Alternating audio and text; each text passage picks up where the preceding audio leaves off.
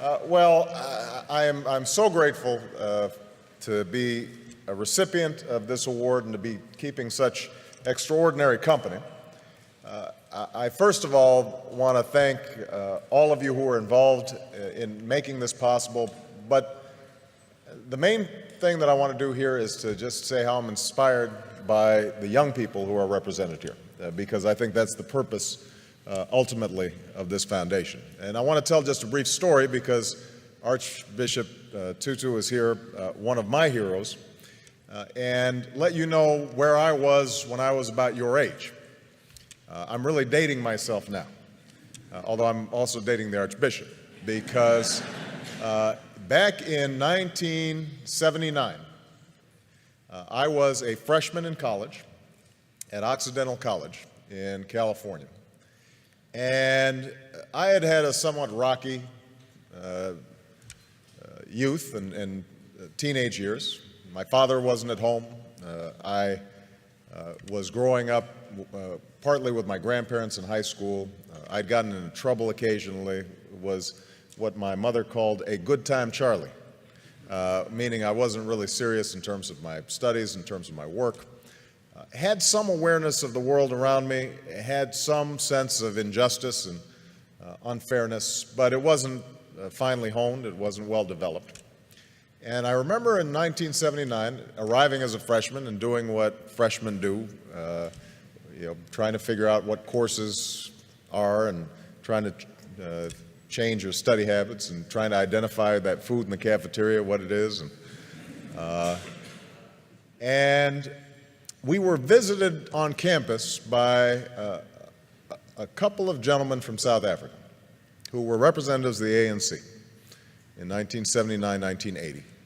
And they spoke about their efforts to overcome apartheid.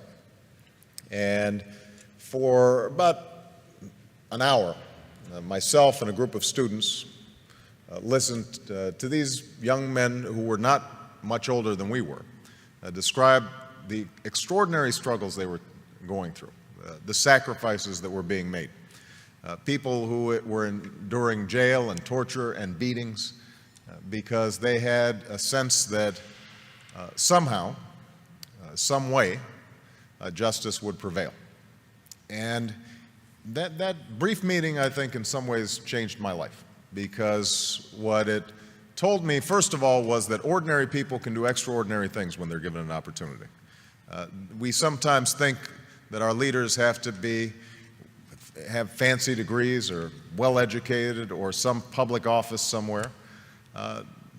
These young men had none of those things. But what they possessed was a anger over injustice that they were able to channel in a constructive, positive way. And I thought to myself that they gave me some sense of the direction that my life might go. And so I became active in the anti-apartheid movement on campuses. And I'm not sure we were particularly effective. As I recall, Occidental College continued to refuse to divest despite the various protests that we organized as students. I transferred to Columbia, and there was similar resistance on Columbia's campus.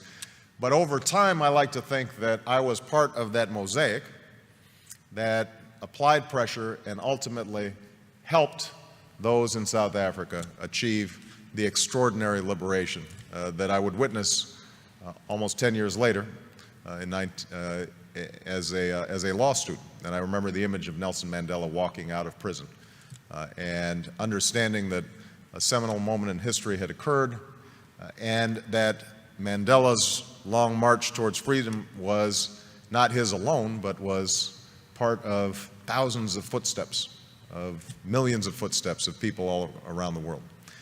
And I trace back me getting involved in politics to that moment, because as a consequence of that organizing on a college campus, I became a community organizer. As a consequence of a community organizer, after going back to law school, became a civil rights attorney.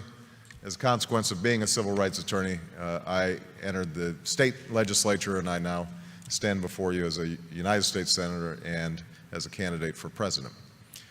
And so the primary message I guess I have in receiving this award is that all of you represent enormous potential and enormous possibility for change, because we all know that injustice still exists. It exists here in the United States, in every poor neighborhood, and in every inner city, and every rural community, all across the country.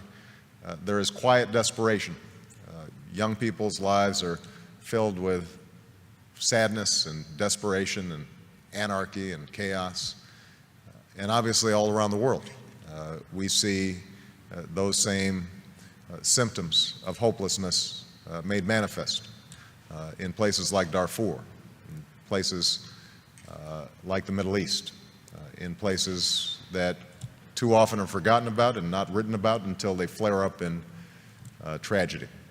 So I hope that all of you who are on the brink of doing extraordinary things decide to channel that talent and that energy and that imagination to figuring out how do you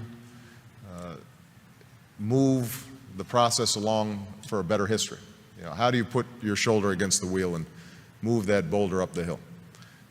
And I'm absolutely confident that if all of you take up that challenge, the world is waiting for you, ready to be changed.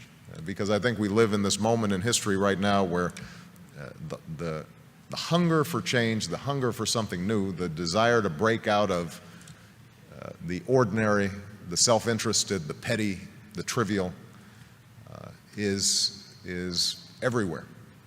And they're waiting for you. And so I hope that as you see the recipients of this award, you recognize that